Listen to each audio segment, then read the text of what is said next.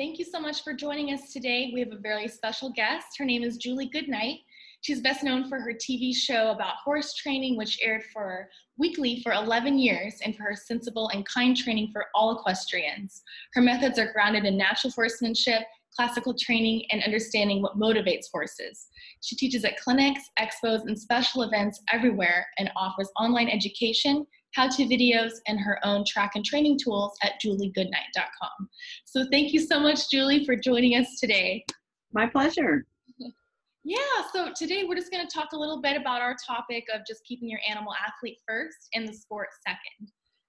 So in general, I mean, just a first question to get you started here, but what would you recommend just to keep your horse in a work mindset? Well, it's very complicated because you got a physical side and you've got a mental side, and then you've got, stress to manage and injuries to deal with. So it's a multi-systems unit, and the mental is such a key component. Horses feel stress in so many ways, and they're so programmed to hide their stress that they're feeling stress in ways we don't know beyond just, injury or physical pain.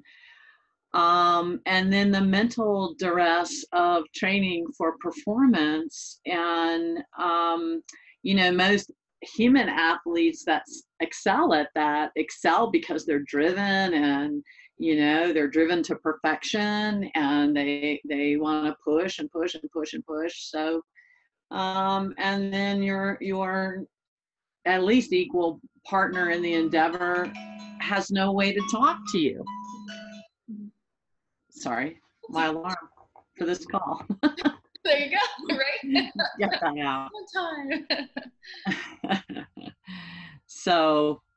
So yeah, so there's no one thing you can point to, and it's considering all of it. A lot of my focus is it has been on developing the horse mentally, and to both instill a great work ethic in that horse, but also keep him loving his job. That's very difficult because it's work to him. Right. And I know that especially with horses, and I imagine this goes for dogs too, but there's going to be horses that are more energetic, and there's some that are more lackadaisical, and you have to encourage them more, and others you have to bring back, and that's a balance there too. So yeah, so the routine might probably change depending on what kind of horse you're working with. Or sure. So how do you recommend, something like that, depending on the just their behavior and how that is, like their well, every horse is an individual, and I wouldn't say that if there's a million horses out there that you have a million different types of horses. There's certainly generalizations that we make, and you always in my lifetime, and I'm 60 years old, and I've been doing the sport of riding pretty much from the beginning. So I love your show too. I've seen yes, and I showed very heavily as a youth rider and on the hunter jumper circuit, and I loved that, and it was a great upbringing. But but it is true what they say, that every horse that you ride or every horse that you train, you learn something from. And so those of us that have had the opportunities to literally work with thousands of horses, and then you've learned a little something from each one of them, sometimes stuff you didn't want to learn, but that you learn to make some generalizations about horses. And certainly if you work with one type of horse, let's say you worked with off the track thoroughbreds, you get to know that type of horse really well, and their tendencies, and maybe not by accident that I picked that breed, because they have a lot of emotionality and a lot of stressful training in their background if they ran on the track. And so anyway, sometimes those horses come with some emotional baggage and it's treading that fine line between what's physical pain, what is emotional baggage, what is just a training issue. And so it's hard, and there's no two animals that are alike, but we have, you got the general too much go and too much whoa. Yep. Yeah. Yep. That's what you say. Yeah. So, yeah, I hear you on that too. So, just keep that in mind. What would you recommend for someone who has like a very energetic horse, that you try and you want to break them into we're in a work routine right now. How would you bring him, like just getting him into that mindset? What would you recommend? Sure. For both hotter horses and the lazier cold-blooded horses, I always warm my horses up on a 10-minute long trot. Mm-hmm. And I, look at my watch, or I go by the clock on the wall, and we do a hard trot for 10 minutes. Mm-hmm. And that, after 5 days of that, that's that horse's routine. Mm-hmm. And so he comes into the arena just like ready to go to work. And just like if you have a morning workout routine and, maybe you dread doing it, but you get, you drag on your sweats anyway, and you go in there and you get on the treadmill, whatever. Yeah. And you power through that 30 minutes or something. And then you're like, so I like that, it allows us horses to warm up physically. They know they're going to start with having to put some effort out. Mm-hmm. And it takes the oxygen out of the hotter horses. Mm-hmm. And, I know a lot of people have a hard time believing this when they have horses that they think are too fast. But no horse wants to keep going fast with you on his back and keep going around in circles. That's an illusion. Yeah. And so higher energy horse. So when we talk about hot-blooded horses, the definition of that is a horse that is highly sensitive to environmental stimuli, all stimuli. Okay. Physical, mental, environmental. Mm-hmm. They can be busy-minded horses, but they don't have to be. And they're generally sensitive physically to our cues, our shift of weight. And it doesn't take long to teach horses to go slower when you're riding them, because they're working, they're packing your butt around the arena, Yeah. And, so something's going wrong in your messaging system when you think that horse is really just too fast because he loves going fast. Now, our off-the-track thoroughbreds, they're bred to run fast, they're very competitive, they love to run. That aside, but those horses aren't hard to train to go slowly and rate their own speed. Right. Really not. And when you do the 10-minute just workout, like a warm-up, you would do that like on a loose rein or how would you recommend, just so they have a sense of? Absolutely. Depending on my horse's fitness level and training level, as I get towards the end of that 10 minutes, I might start asking for a little bit of collection. But even in a well-trained horse, I would only ask for like a training frame at the end of that 10 minutes. Because I really want, always, I like my horses to stretch out and lengthen. Horses have so much problems in their neck and backs, and when we can really lengthen their spine, I like to be up off their back. I'm going on a pretty hard working trot, so I'm up off their back, maybe standing, depending on the horse. Okay. If I thought I needed to be off his back, and maybe posting. But so sometimes as I get, and I don't ask a lot of them, I throw the reins away and say, let's just go to work, kind of like you're on the treadmill. Yeah. I might do some lazy changes of direction. Okay. That horse is fresh on me, like my 3-year-old almost always is. Right. I do just more lazy changes of direction, or kind of a shallow serpentine kind of thing, just to make sure he doesn't just crack into bucking or whatever. Thinking of something. Yeah. Yeah, just, the more we change directions on the horse, the more their mind the more control you establish, the more their mind is focused on you and the direction that you're traveling. And so, but even in that finished horse, the most would be the last couple of minutes. I might actually come into like a training frame level of collection, just to start kind of asking him to pick himself up. And then I'll usually give him a breather. And then we do 5-10 minutes of canter work. Just kind of the same thing. And this speaks to a fitness issue as well. That 10 minutes long trot is the most conditioning gait. Getting that horse's aerobic up,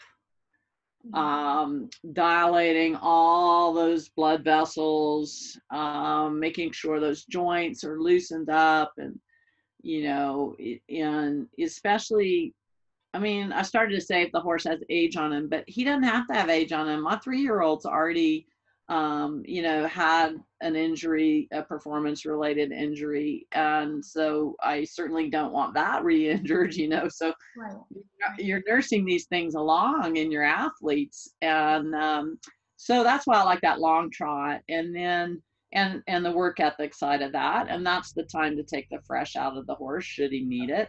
But I guarantee you, on the third day of that long trot, he ain't gonna have any fresh left in him. He's gonna come out. He knows what's up. Like that. Yes, ma'am.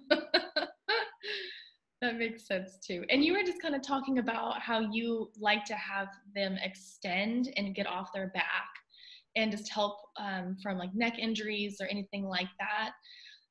So if you were on a budget, what would you recommend to someone for any kind of, like, not rehabilitation, but what would you recommend to help age your horse to become a champion, in the sense of like that I was just mentioning, like your back, you're focusing on making sure that they are stretching.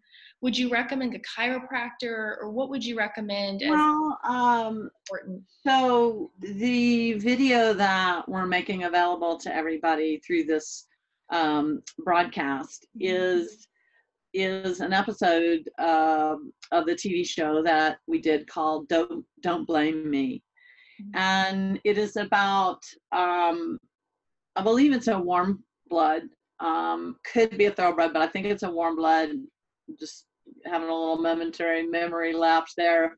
But I remember the episode very well, and she's a beautiful jumper. I think a 3-day horse, and all of a sudden she developed a dangerous rearing problem, and they were addressing it as a training problem. And rearing is it's the most dangerous, in my opinion, of all the training problems you can think of. Rearing is the worst. And so they brought the mare to me, and we evaluated her, and it just so happened that we had already planned to do another episode involving an equine chiropractor working on another jumper who had no, that horse wasn't a jumper, but he was a performance horse, English. And anyway, that horse had a performance related injury that was chiropractic, and they had rehabilitated that horse. So we had a second episode that so I had the chiropractor on scene. She was a veterinary chiropractor. And when they brought this horse that we thought had a training problem, and the owner would not get on the horse, and I said, okay, well, I'll get on her. Stupid me, I'm a horse trainer. And anyway, as soon as I put my foot in the stirrup, she reared straight up. I mean, I think I may have sat down on her. I can't remember. I stepped right off her, I can tell you that. And, like you or not. So actually, I ended up sitting on her momentarily, with someone kind of holding her and petting her and stuff. And I mean, this was a show horse. Right. It's And not she's like she wasn't broke. broke the saddle, you know. And anyway, she was Oh, quivering. Every muscle in her body was quivering, and she was trying so hard not to move a certain way. So I got right off her, and the chiropractor was there anyway, or was coming the next day. So she had an injury. It only required like 6 weeks of treatment yeah. and rest, and within a surprisingly short amount of time, that mare was deemed Oh, uh, healthy, ready to go back to riding. I think it was less than 6 months. wow. And so then they brought the mare back because they were still kind of afraid. And then you don't know, because Right. pain issues can become instinctive behaviors, can become learned behaviors Yeah. very fast, like on the first time.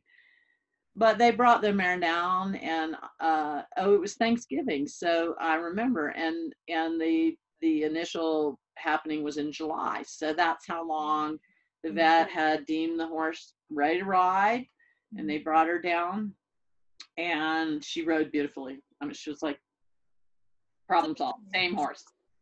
That's amazing. So yeah, chiropractic, I've seen a ton of beautiful things done with chiropractic work to just change a horse's life too. So that's a great I story will too. say this, I in Colorado, which is where I live, That's uh, where I'm from too. state, yeah, state law requires that equine chiropractors are veterinarians. And Okay. I do believe very strongly in that. Mhm. My equine chiropractor vets that treat my horses believe very strongly in that. And the reason why is it's never one thing. You have to treat the whole horse. Mhm. And if that horse also has sore hocks or whatever, this injury or a digestive problem or whatever, so I'm a believer in that law. Not all states have that law, and I'm not saying that there are no good equine chiropractors that aren't vets. Right. But for myself, I would only have a veterinary chiropractic work on my horse. Mhm. And also, she's going to be working alongside my performance horse vet, and he has his particular concerns about treatment being done on this horse. Mhm. So there's that. And but we back issues are not becoming more prominent in horses, but our ability to diagnose them has become much more prominent. Yeah. So we're learning, by the year, we're learning a lot about horses and these pain related, training related problems because our diagnostic ability it has so increased. Mhm. Okay. Yeah. Well, I agree with you on that too for chiropractic work and for having a vet do it for the overview of the whole horse. It's not just that one problem. So I hear you on that too. So if you were on a budget, would you recommend a chiropractor over anything else for an additional support for your horse? What would, I mean, just, I know, just from, Well, so, you know, veterinary care. So if we're talking about performance horses, which Mhm, we are, right? mhm. Yeah, just animal athletes in particular. So Yeah. horses, yeah. Um, yeah, okay, athletes, like maybe they're an endurance horse, but there's some kind of competitive, so you're pushing these horses physically. You're Mhm, pushing them probably to their max, hopefully not beyond. mhm. So having good performance horse veterinary care is really expensive.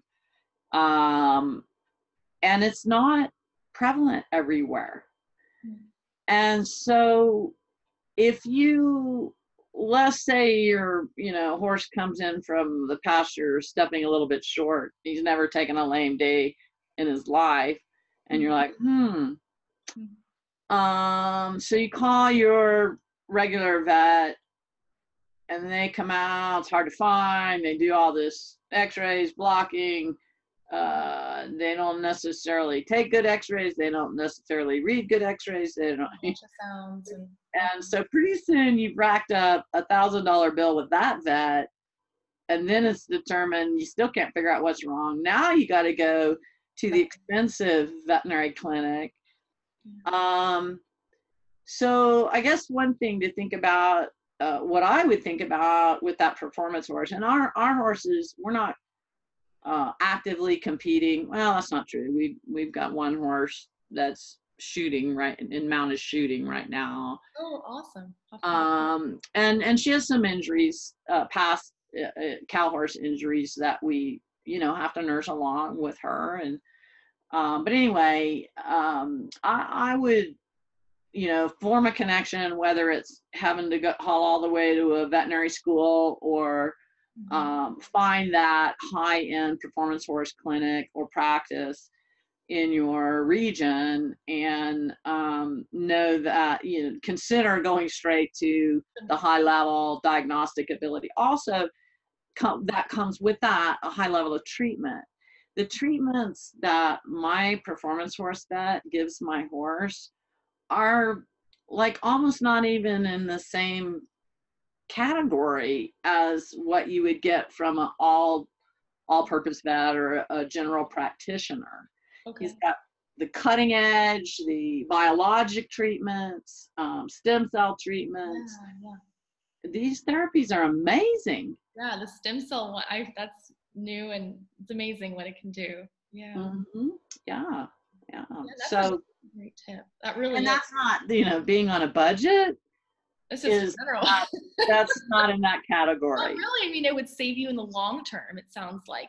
What might save you is getting good diagnostics early on, because they're going to be expensive. Okay. Yeah, I think that's a great tip. And I mean, it's kind of a funny one too. It's like it's like the more expensive one, but in the long term, it's. Now, nutrition, supplements, proper resting of horses when we're, I talk about a lot these days that there's an epidemic of horses today without a work ethic. But what we're talking about today is horses that we are pushing physically. Right. Therefore, we are pushing them mentally. That gives a guarantee. Yeah. And so, the conditioning is always going to play a key role, really watching that horse physically, making sure the nutritional program is good. All our horses, from the youngest, as soon as they start training of any kind, they go on a glucosamine supplement, and they stay on that and try to keep anti-inflammatory stuff in their diet. And okay, so just stick from the beginning, you get them going on their nutritional balancing. And I'll tell you, in terms of budget mindedness, you can spend a lot of money on supplements, and we know that the best thing for horses is really good grass, hay, or green grass, and that's the bulk of their diet. But when we are pushing horses physically, you generally have to amp up their calorie intake, just like our Olympic athletes are pounding the pasta or whatever. And but you can spend a lot of money on supplements, and that could be a black hole for money. So I would be really smart about that. When I buy my hay for the year, I always have it tested. It doesn't cost very much money. Right. Then what kinds of deficiencies, wherever that hay came from, whatever is deficient in that soil is deficient in that hay. We have the great fortune of most of our hay being grown within a mile of our ranch. So, but I still have it tested, because you don't know the protein level, and anyway. And then balance out your diet, but just a good vitamin supplement. I like to add fat to my horse's diet. So, but I like, you know, you want to stay. We used to feed corn oil because that's all we could get. And like if you have a skinny horse you're trying to keep weight on, you know, we would be feeding a lot of oil to that horse, corn oil. Well, corn, it's you know, it causes inflammation. Yeah. So I still want to give oil to my horse, but we give fish oil now. A little more expensive, but it's kind of killing two birds with one stone because it's anti-inflammatory and it's an immune booster, and it adds that fat to the diet. And then on the joint supplements, the research shows that the most beneficial ingredient of all those joint health supplements is the glucosamine. That's like the, you know, 98% of it. And so the best bang for your buck there is to don't buy all the extra, you know, bells and whistles with that glucosamine. Just the straight up Cosequin is what we feed, and it's like, and you want to make sure it's a high grade, so it's a pharmaceutical grade, pure glucosamine, and that's the cheapest level, maintenance level you can keep a horse on. So if you're feeding, you know, multiple horses on an expensive joint supplement, the best bang for your buck is just the straight up glucosamine, highest grade possible. Yeah, that's great too, because you're right. I mean, there's a ton of supplements out there, and they're, oh, this problem, that problem, and you should take this. And so it's good just to, just focus on what really is proven to show changes. And then a lot of, you know, if people are pushing their horses and maybe they have the hotter type horses that are hard to keep weight on, a lot of people are having great success with a hay balancer.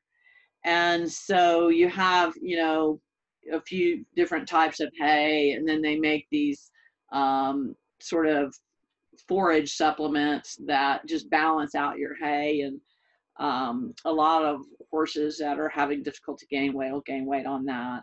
Yeah. Those are really good tips. All of them are, like, we've covered quite a bit, believe it or not. So just to retouch on that. So it sounds like recommend a chiropractor, use a doctor with a DVM, having glucosamine as well as a good supplement, and then just getting them in the right mindset of just extending them out for 10 minutes for a routine in the morning or whenever you're doing your work, and getting them in that mindset. So I think that's all been really good. Yeah, and you know, it's really important to me, particularly in competitive horses, that we train them in such a way that brings out the try in them, that makes them want to win, that makes them want to do it better. Right. And us greedy humans have a really hard time with doing that right, because we always miss the moment that our horse tried his guts out. Because you know why? At that moment we're going, woohoo, this is fun. Yeah. Let's do it again. Yeah, let's right. do another jump. Let's do another thing. Let's do another spin. At that moment, that horse just gave his guts out to you. There was not a second in your schedule to acknowledge his effort and maybe let him rest for a minute or put him away. And so you burn horses out a lot by not recognizing the effort that they put forth. You also have to recognize when they're not putting forth the effort. And I don't expect my horses to put forth maximum effort every minute of every ride. I don't. I give them lots of breaks. We stop our horses. I let them stand in the far corner of the arena and just totally let them, you know, chill out for, you know, a few minutes, 5 minutes, whatever, stand in the shade throughout my ride. But I always save something difficult to ask my horses to do until the end of my ride. I don't usually plan it ahead of time. I make it something different every single day. And depending, of course, on the training level of that individual, you know, it could be anything from To them. good stop to a, you know, pirouette or something. Right. So they know, you know, after the first week, they know this from me, just like they know they're going to do a 10-minute long trot in the beginning. They know I will not put them away until they give me maximum effort on one difficult thing. So they never know when it's going to be, and they never know what it's going to be. Mm-hmm. So my horses, the closer I get towards the end of my ride, the harder they try. And so and I ask the harder things towards the end of my ride, and you know, so you know, I ask for, let's say, lead change, and they're like, "How was that? You know, was that it? Was that good?" And I'm like, "Wow, that was really good, but that wasn't the thing." So we'll go on anyway. And they just keep trying harder. And then at some point, they just try their guts out. And they know I'm going to stop them, pat them on the neck, get off them, loosen the cinch, and put them away. Yeah. So they always come to the arena. Whatever attitude that horse has in his head when you leave the arena today is what he brings back to the arena tomorrow at the beginning of your ride. So we can nurture these horses psychologically to where they love to win, they love to try, they love the recognition and the rest that effort brings them. So if you can add that to the physical, the stress. Oh, that was the other thing I wanted to mention is, you know, we keep our horses on omeprazole for ulcer treatment. Okay. The more stress they're under, the more likely they are to stay on it. Some of our horses only when they travel are on it. Some of our horses are on it 24 or 365. So, you know, that's something to consult with your veterinarian about. It's expensive, but if you can purchase it compounded, it's not so expensive. Okay, that's a great tip too. So some sort of ulcer guard is what you're saying. Okay. Yeah, that's a brand name. But omeprazole is a drug, and it's curative of ulcers. Sorry, I left my phone right next to the computer. That's fine. Well, yeah, so I mean, we've touched a bunch of stuff here today, so I think we're going to wrap it up too. So I really do appreciate your time joining us on this topic. It's really important. I think that things that you've mentioned are really going to help a lot of people. So thank you again, Julie.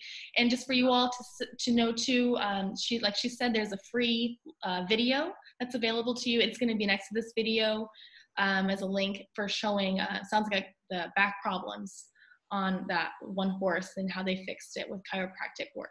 So don't blame me is what it's called. So thank you again, Julie. And I look forward to my pleasure. Have a good day. You too.